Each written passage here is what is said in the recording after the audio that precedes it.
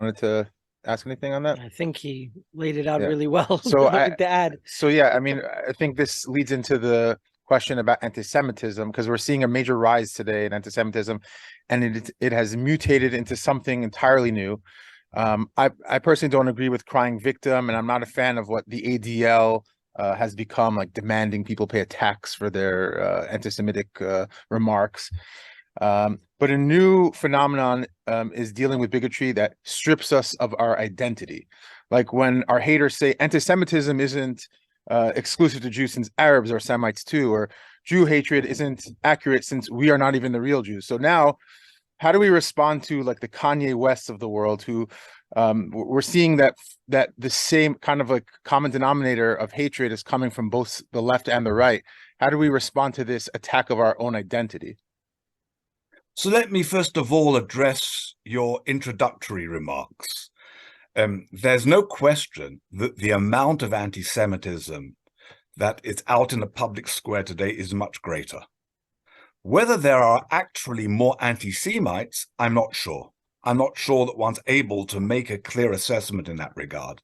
I think what there certainly is much more noise, and what was considered once upon a time to be unrespectable and even embarrassing has now been allowed to acquire even a guise of credibility and acceptability. And it's all part of a dumbing down of our modern society. A lot of it has to do with modern technology, with so-called social media. I say so-called because of much of it is anti-social media. And therefore, the ability for people to be able to spew forth hatred as they were never able to do before. And for people whose views would not in the past have been even taken into consideration today, to be able to have platforms to be able to promulgate these ideas. So a lot of it has to do with the context in which we find ourselves today, and the curse as well as the blessing, a bit like Bilam's own intentions of modern technology, as I said. But you're right, I think, in saying that together with the sort of the traditional right-wing anti-Semitism, we now have a new phenomenon of the left-wing anti-Semitism born out of a number of factors that are not too difficult to understand. And Israel serves as a convenient target for a lot of that. Very often, a lot of hostility towards Jews connected to Israel is based actually on anti-Americanism. Not just within America, but especially outside America, where Israel is portrayed as the stooge of American imperialism, The of the little Satan. powerful. What? The little Sorry? Satan. Yes. And it's an irony. A little Satan is coming from what you might call, if we're going to use terms right and wing, right and left, I would say probably religious fundamentalism would be categorized as right. But this idea of Israel being the little Satan in terms of serving the bigger Satan is now a left-wing trope as well in a different way. And that's part of the irony. The irony of our world today is that left and right don't really suit the context in which we function, because very often these two extremes are so close to one another that they're almost reciting the same kind of ideologies. But nevertheless, I think the second question, the second part of your question is, how do we deal with this?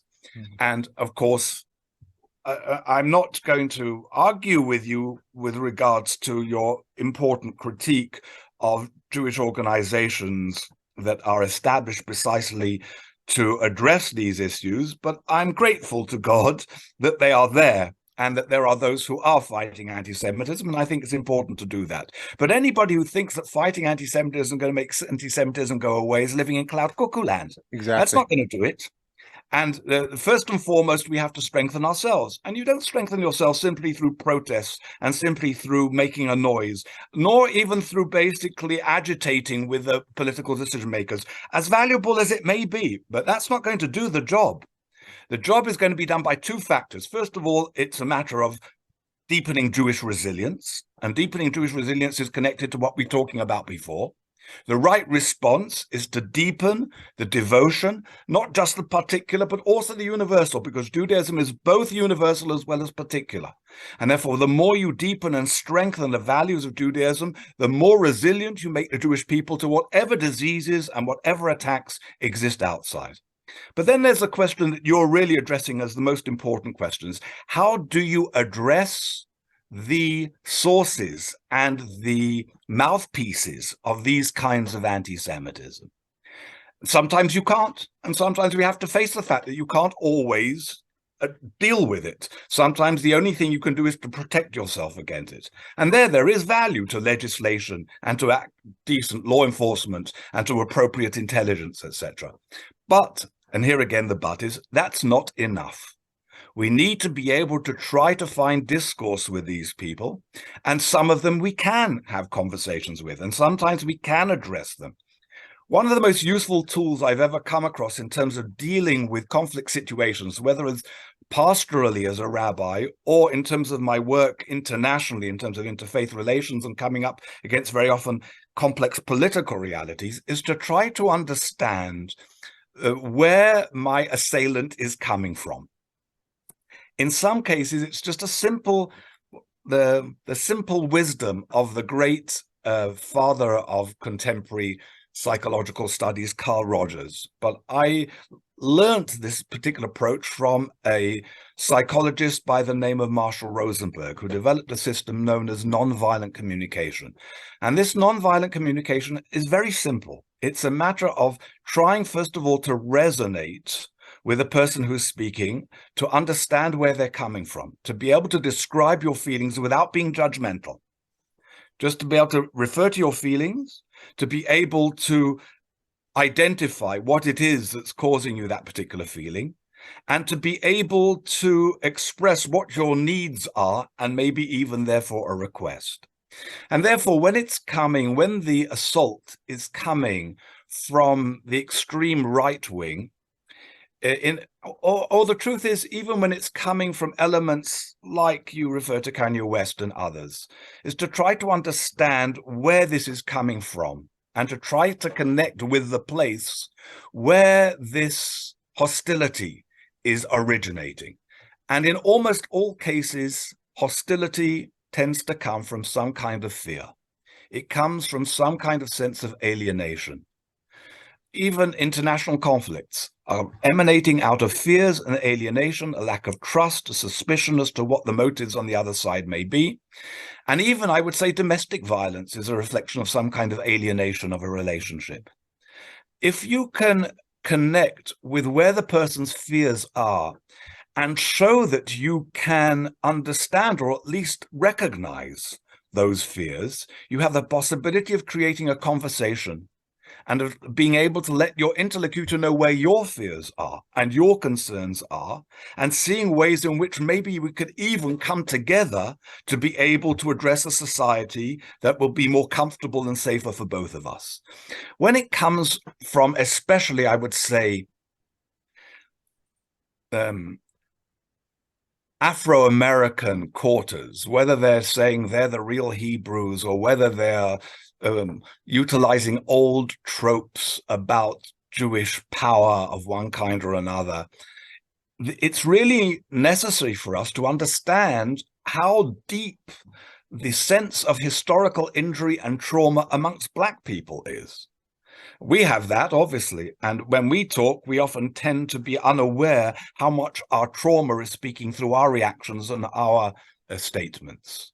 But if we want to be able to deal with it, then we need to be able to connect with the trauma that is behind those who are pouring out vitriol against us. This is a very difficult thing to do. It is our normal reaction is when we are being attacked is to lash out and to tap back. Yeah. But that doesn't bring about any resolution. Sometimes there is a need to be able to define the borders, yes, so that people can't think that borders are without limits. But we will be much more effective if we can try to connect with what their fears are, with what their concerns are, with what their aspirations are. And I would think that's true with regards to this sort of political correctness, which is therefore looking for a scapegoat for various concerns with regards to contemporary modern society, and finds always the Jew as the traditional scapegoat. So the degree that we can find those points of contact is important to do so, and I have found that the most remarkable successes I've been able to have in turning people around from a hostile view have been when I've been able to do that. And I must confess, I've not always been able to do it, because when you're under siege, your natural reaction is fight or flight, and not to try to resonate with it. But when you can, it's enormously effective. So we need to find a balance between being both reactive, defensive, but also proactive and resonant with our interlocutors. Yeah, I think the reactive defensive approach, because it's kind of like a double-edged sword, because then we're automatically going to tap into that victimhood, and that's where it gets like, oh, we're kind of having like a victimhood Olympics here, and Exactly. it doesn't resonate as well. So it's very tricky. But I'll use the Kanye example because it's a very current situation. Obviously, he's going through some public mental health issues, but one of the things you see is from the comment sections and what, like, people just don't even want to listen, and they automatically buy into it. And here's his major claim: that he was hurt by specific Jews in, let's say, Hollywood, or agents or lawyers or whoever else that hurt him, or he perceived them as hurting him. Meanwhile, while this was happening, he was worth $2 billion. So when he turned his back on so-called traders or whatever they are, he became worth, what is it, 300, 400 million? And the people who dropped him are what? Jamie Dimon of Chase, who's Greek, and then Balenciaga and Adidas, who are not Jewish, they're not owned by Jews. So he kind of shot himself in the foot. This whole argument doesn't actually make sense, but let's just go along with it. Let's go along with the fact that Kanye West was hurt by certain Jews. The Jews that may have hurt him are not really Jews in terms of their practice, in terms of, they just have a last name that happens to be Jewish, but they're 99% married to non-Jewish people, don't attend synagogue, don't have any religious involvement. So it's kind of an easy way to just lump everyone to the same category. Like there's some kind of secret cabal of Jews that were all working together to conspire against Kanye West. It's almost too silly to try Absolutely. to respond and to. I fully understand those that say it's too silly and too ugly to warrant being taken seriously, and who want to brush it off. And I understand that. And there's a lot to that. But if you do want to connect, and if you do want to change Kanye, if there's any chance of changing him, then the approach has to be a much more subtle one in how you approach. And things we don't like to do, which is to be able to even concede anything. And you see that within the political context, how people feel, for example, within the Israeli-Palestinian context, to acknowledge that a travesty has been done to the Palestinians is seen in some way as being disloyal to the Zionist cause. But the truth is that it's precisely the reverse. You will serve the Zionist cause far better if you can acknowledge the hurt of Palestinians that has been involved within this particular context. And the same thing I would think with someone like Kanye. If somebody could come and say, get to exactly what you were saying, but in a more subtle way, by saying, look, I deeply regret that there have been situations in which you have felt, and which you are absolutely convinced, that Jews have behaved badly towards you. And to the degree that I can be seen by you as a representative of the Jewish people, with all our diversity, and even people who are not connected to the community in any meaningful way, I want to be able to apologize to you. Now, many Jews would find that horrific, that very suggestion. But I would just say, just saying that to him would enable you to then be able to engage him in a more serious analysis of the circumstances and the falsities of his accusations. But without giving him a sense that you're resonating with his own hurt, you won't be able to do that. That's a rule in psychology in general. When it comes to, when psychologists want to deal with, let's say, like a teenager that's become unruly, the first thing they tell you is, without validation, you're not going to get anywhere.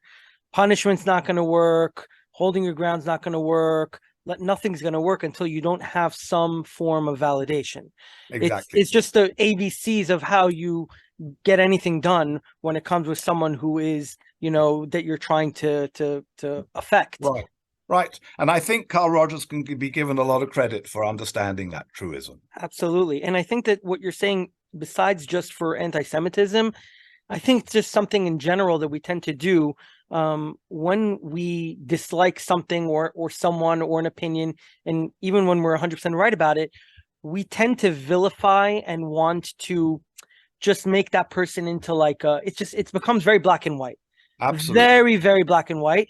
No one wants to understand, well, why is this person feeling that way? Why are these trying to get to the deeper problem or deeper point of that person is just something that people don't have patience to do. It's kind of like, I mean, it's just vilification, and we're good with that, and that's it. And I think that's why someone like Rudy Roshman is very successful in bringing even like Palestinians and Jews together, because if you watch how he engages them on campuses or even in Israel, getting a lot of groups to work together finally towards peace, he's hearing them out. He's actually saying, both sides are hurt, and we both need to recognize each other's pain before we can even get to, Excellent. So absolutely. But that's very difficult for both sides to do in relation to the other. And and it's, even on a more basic area, I mean, must confess, within my family, I mean, I know what is right, but I don't always do what is right. And even if in my family, if I'm feeling upset with somebody in a family, my response will be to criticize or to react without necessarily making sure that my first response is to try to resonate and try to hear where the other person is coming from. And so this is a matter of developing our midot. This is a matter of developing our own personal qualities. For Judaism, and I would say for most religions, the quality of humility and of modesty is a holy quality.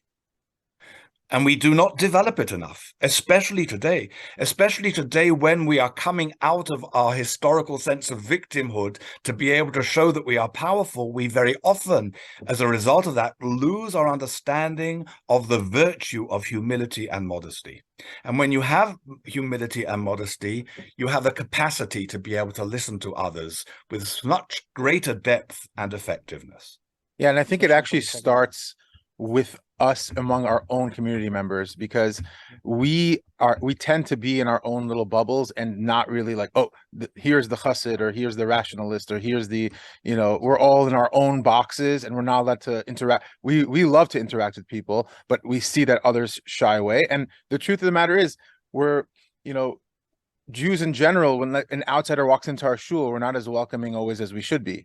The convert, which is the most repeated mitzvah in the Torah, is not necessarily feeling comfortable all the time. So these are all things that we need to work on as a people. Absolutely. That was a very important segment, and we appreciate that.